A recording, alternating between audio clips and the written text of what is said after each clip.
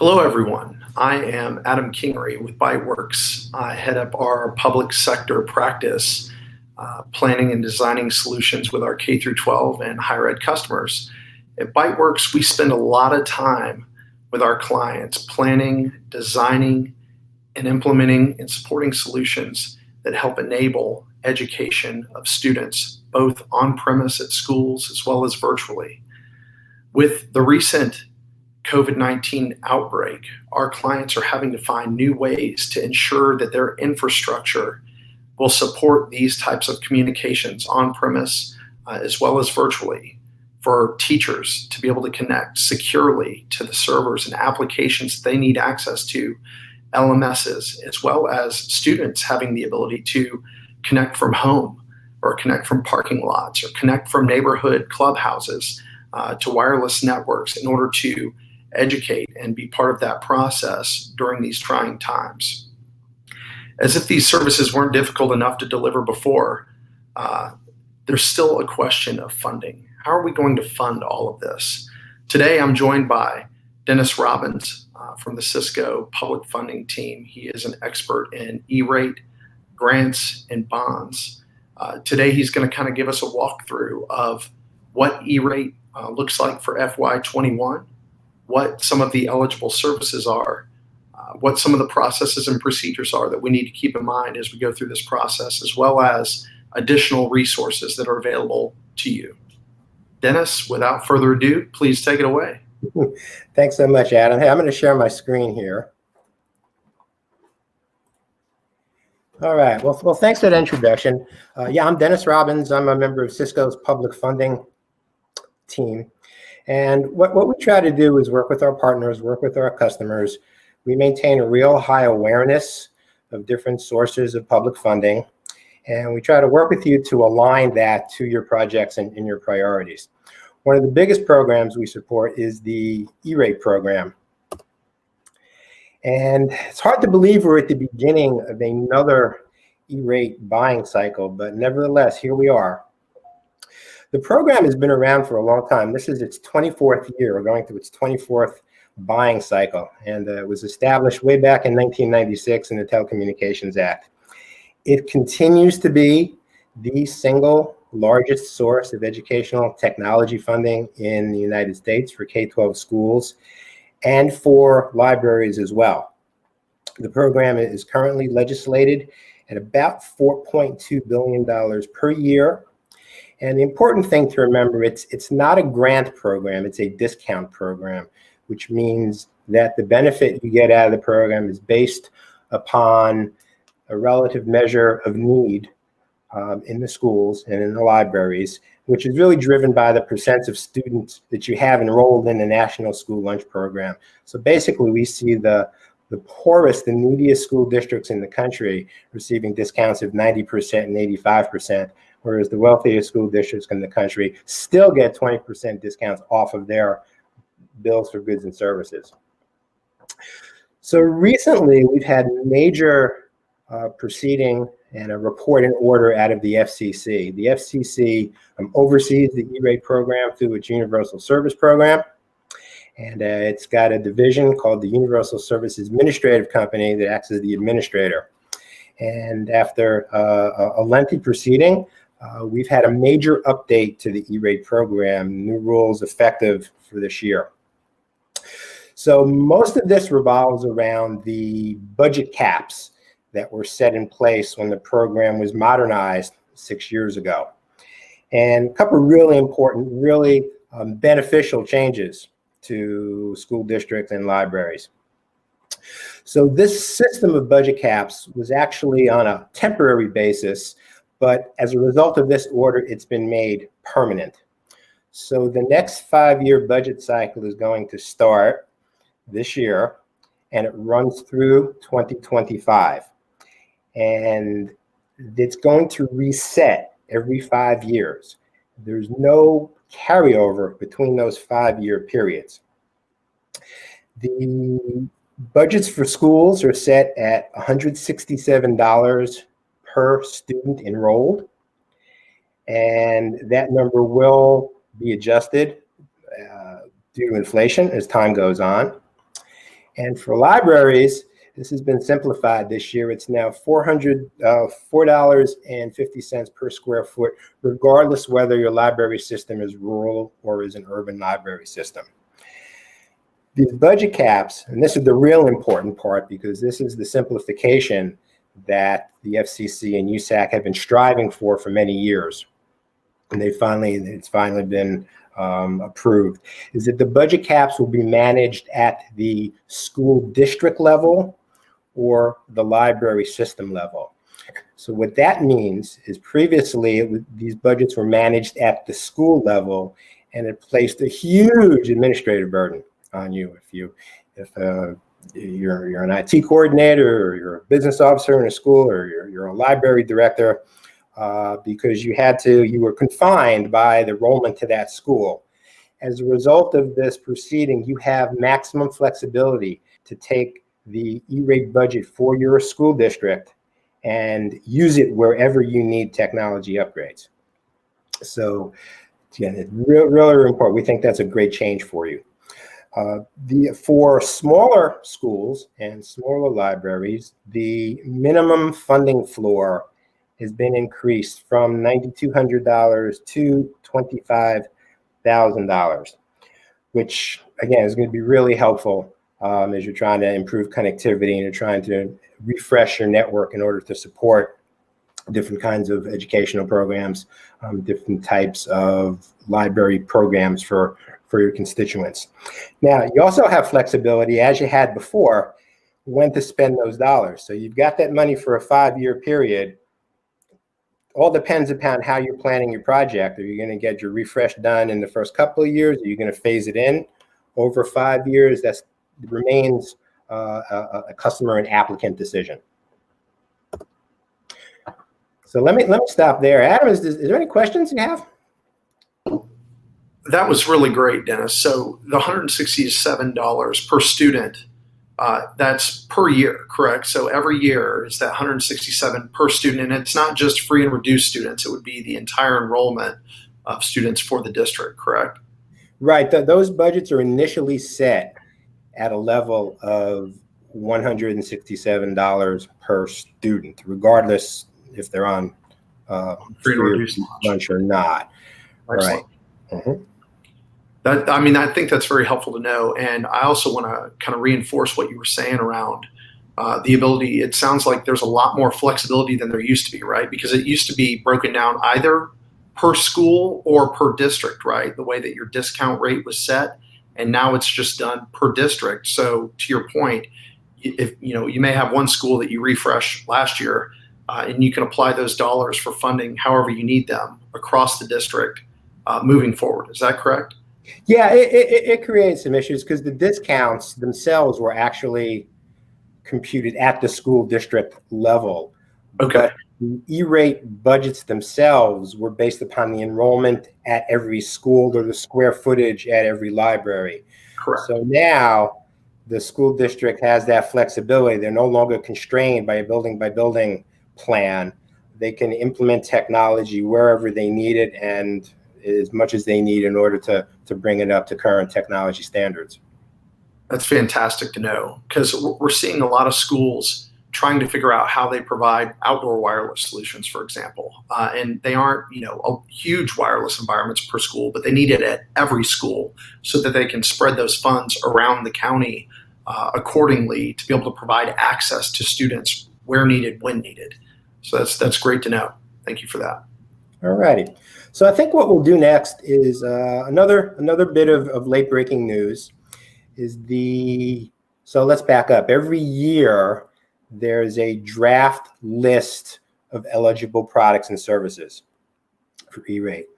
And for this upcoming year, which is E-rate funding year 2021, also year 24, we go kind of use those interchangeably. The FCC has released the draft list of services. Now, the big news is there's no changes. There's just some. I saw a couple of things that have more to do with language than actual eligibility for products and services. So If you recall, the ERate covers two categories of products and services. Category one is basically your telecommunications and your internet access services. You see there's a whole list of different types of access technologies. The one thing I'd point out in category one, since private dark fiber or leased dark fiber is eligible under ERate, they've made the equipment that terminates the fiber optic links eligible under category one. It's the only category of equipment that is eligible under category one. And as a result of that, it's actually not applicable to any of those budget caps. None of the services in category one are eligible or come under those budget caps. Those are only for the category two services, which I'll show you in a second. So there's really no changes here. Category two is where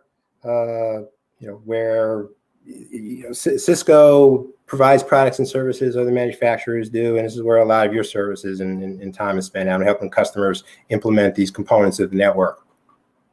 So we continue to see routing, switching, wireless controllers, access points, basic firewall services, caching, anything to power it up, to cable it together, to rack it on a wall or in the middle of space. That continues to be eligible. In addition to that, your basic project management, implementation, installation services continues to be eligible. Basic maintenance, and when we say basic, they really mean basic because it's basic software fixes, patches, basic TAC access. Those are the things that are eligible. There's no additional paid warranties. So I typically use the example of a home refrigerator where you buy it. It comes with a bundled warranty. It could be a year, it could be 18 months. They offer you a service plan to extend that warranty. You're paying for that.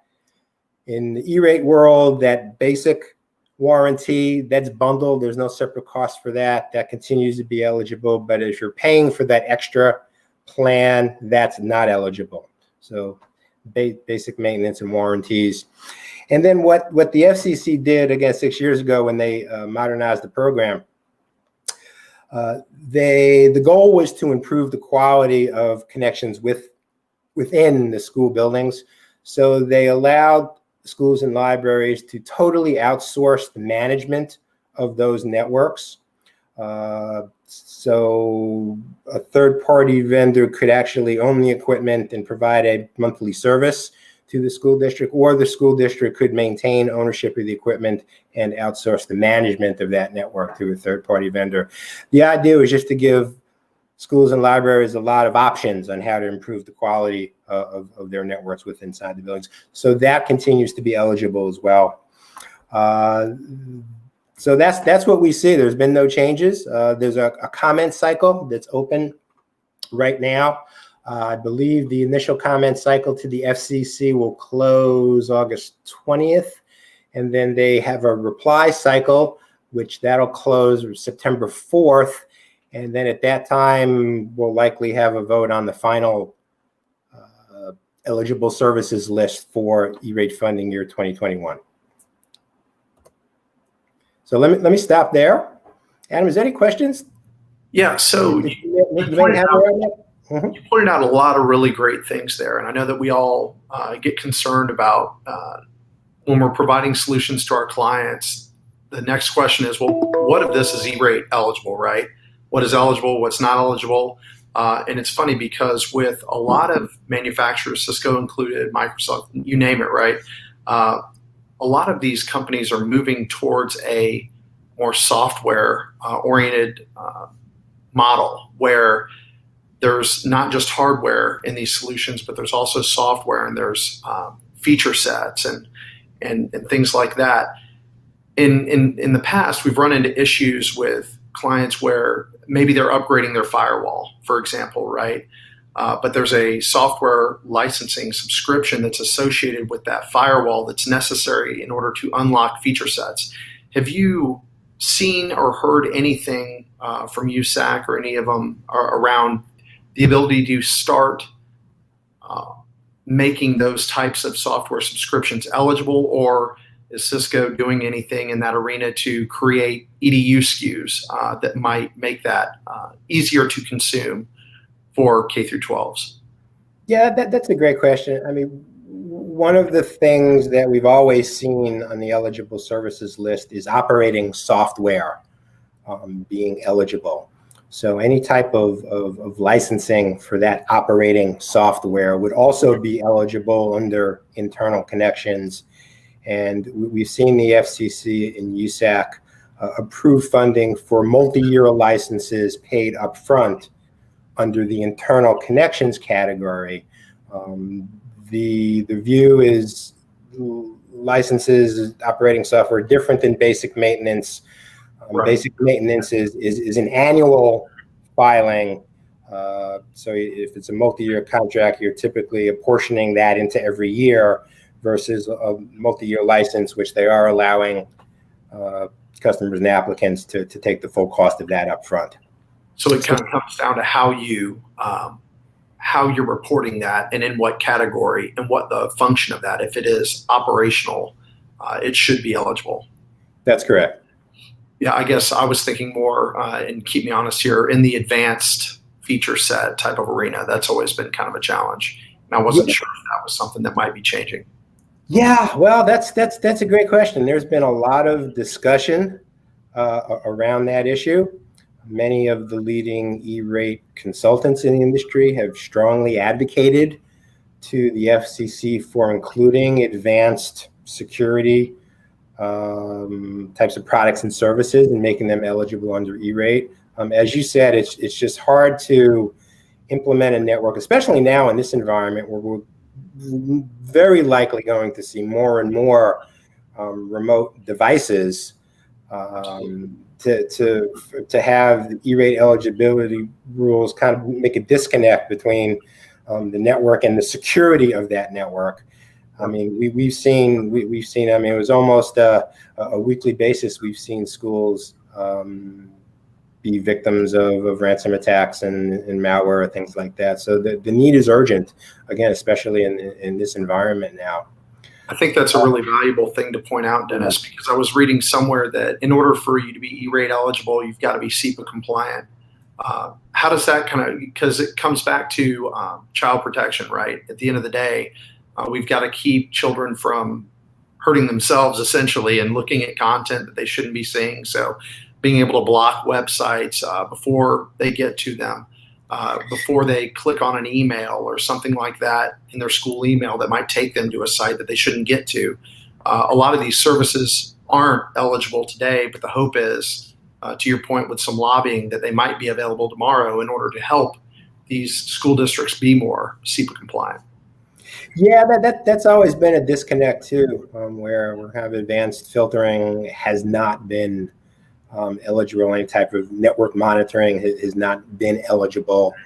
The schools generally don't have a problem in compliance because they are implementing some type of filtering. Where we see a lot of the challenges to implementing ERate is for libraries who may have First Amendment types of concerns about agreeing to abide by the Children's Internet Protection Act, because that may be over filtering for the rest of their constituents.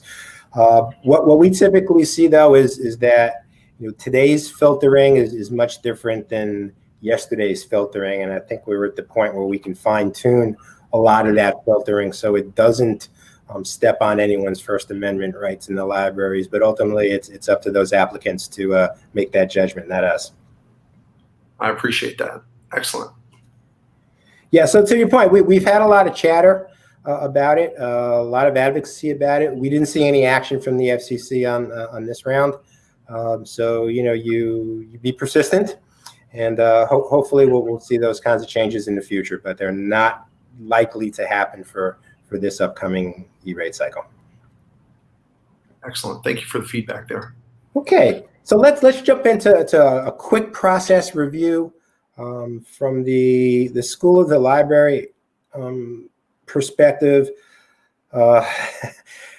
Your technology plan has totally changed as a result of COVID. I know that, and It's just hard to describe what that means to you and the efforts in trying to get school and up and running and to continue to provide and services to your constituents. But all things being equal, you're developing your technology plan now. Schools are opening. You always get that period and we'll get the network stable, and then you're going to move on. You're going to start thinking about the next school budget, what your technology procurement is going to be during that time. The first step in filing an ERate application is to post Form 470. That is a request for proposal that you must do that within the ERate program's user portal, the ERate Productivity Center, EPC. So that's where all of the Form 470s get posted. And the reason that that's done is the whole goal of the ERate program in terms of procurement is to make it fair, open, competitive. So you post the 470, that's visible to any vendor in the marketplace to provide you with proposals. So once you do that, you'll receive proposals, you'll go through an evaluation process, and then you will, based on a criteria where cost is going to be the most important criteria within your evaluation matrix, you're going to select a vendor, you're going to go to contract, you're going to sign a contract. At that point in time, now you know who you're working with and you know how much money you're going to be spending. You can go to the next step in the process and file a Form 471, which is the actual declaration of requested funding from the program. And that's and then subsequent to that, which is where we are now from last year's procurement cycle, is we're seeing USAC on a weekly basis send out funding commitment decision letters at FCDL. They typically do that on a weekly basis in waves. So we've just completed wave 12 last week. The good news is that they are approving money at a faster rate this year than they did last cycle, which is always a help in getting your projects off the ground and getting them implemented.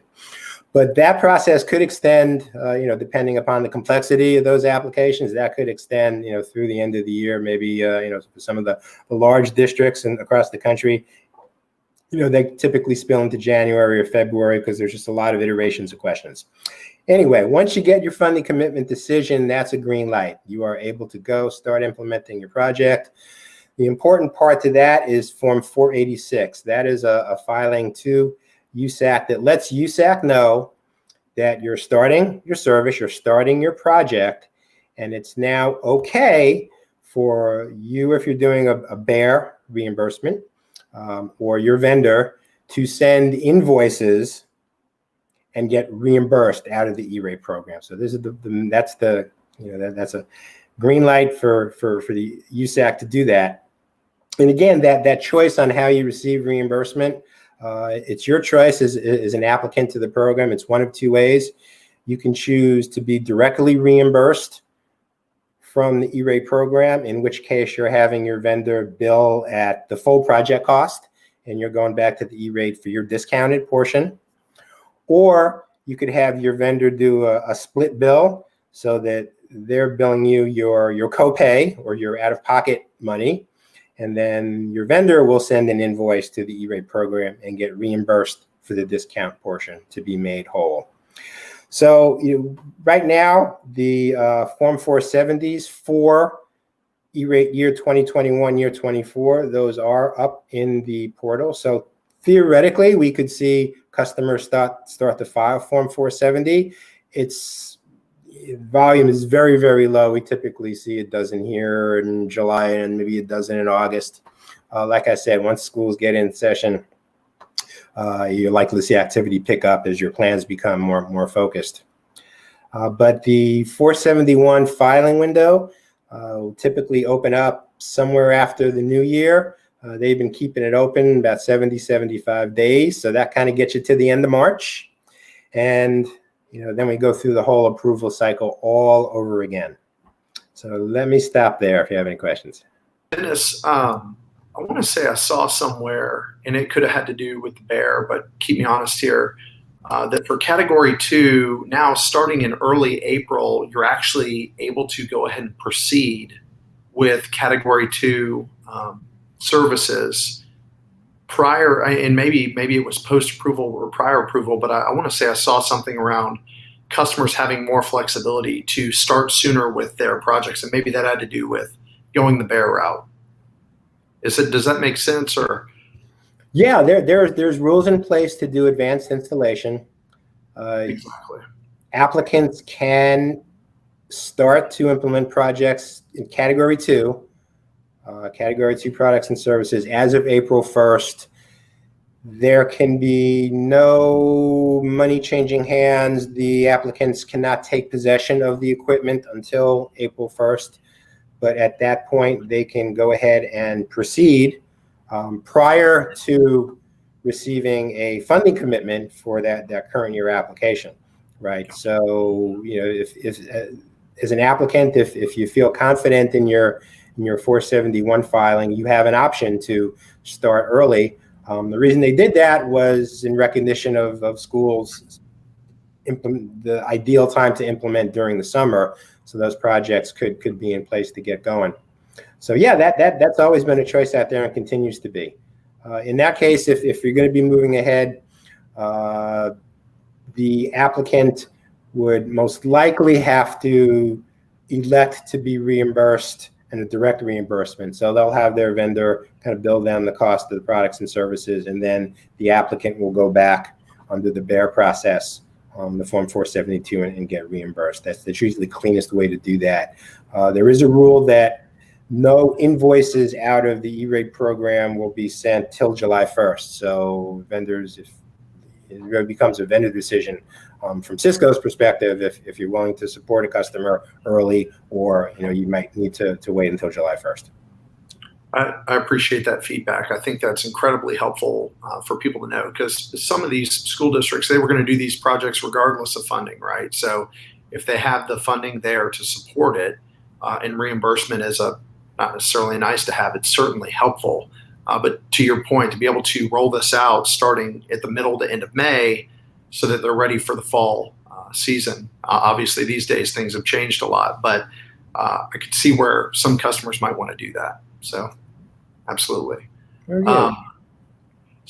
Along the lines of process and procedure, Dennis, do you see, if you had to guess, or maybe you have a good idea, would you recommend that school districts hire an ERate consultant to help them through this process? Or do you sense that a lot of school districts have enough know-how in-house to handle this? That's a great question too. Yeah, I mean, this is a complicated program that does take a lot of resources to participate in. I applaud the FCC and USAC for simplifying it, and we saw some major rules changes with establishing the budgets at the district level and the library system level. They've tried to make the portal easier to use.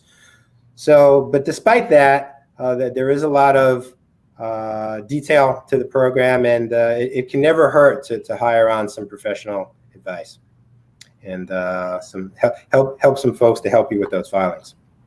Excellent. Yeah, I mean, anything to do with the government, right? It's all about crossing your T's and dotting your I's to make sure you don't mess anything up, right? Because the last thing you want to do is submit something there at the end and it not be accurate, or you not be sure about what you're submitting, and then it doesn't get funded and everybody gets hurt in the process. Yeah, so some applicants may not be able to have the resources to do that, and I would say again, I think the FCC and USAC and their customer help desk, continues to be very responsive. So they're willing to work with you when you call in and answer all your questions through the process. Very good. And in the years that you've been doing this, Dennis, where would you say that schools and libraries could improve their ERate strategy? I know that's kind of a broad question, but yeah, I mean, here's what we like to share is that like ERate's not it's not a widget, right? It's a method of funding, and to us, it's always important to see schools and libraries establish what are their priorities. Is it built around school modernization? Is it built around instructional learning with one-to-one computing programs, with flipped learning models, with implementation of video to that? Is it built around, and these aren't mutually exclusive either, is it built around school safety? Is it built around network security? Once you establish those priorities, a lot of the equipment you're using to do that are not eligible, right? There's no phones. Any kind of an endpoint is not eligible. Which means that anything that's driving traffic, right, from an individual device or user is not E-rate eligible. But you have to assess whether that traffic is going to be able to be supported by your network. So if you have goals for instructional learning, there's going to be a lot of video content. Can your network handle that or not? And if the question is maybe or not, then you look to the E-rate program as a potential source of funding for you in order to upgrade your network and be able to implement that equipment and accomplish your school or library goals and objectives. That's fantastic. So Dennis, I guess on a broader topic, right? So E-rate, to your point, is one funding vehicle. As a result of COVID and all of this, I know that there are a lot of different programs that have come out. Are there any that you are seeing be particularly effective as a part of this? Great question. Yeah, the CARES Act. I think we're starting to see implementation of the CARES Act in the Education Stabilization Fund. Was actually 3 separate pools of money. One was targeted to higher education. One was targeted to K-12, and another was a pool of money that was handed off to the governor's offices for educational funding. The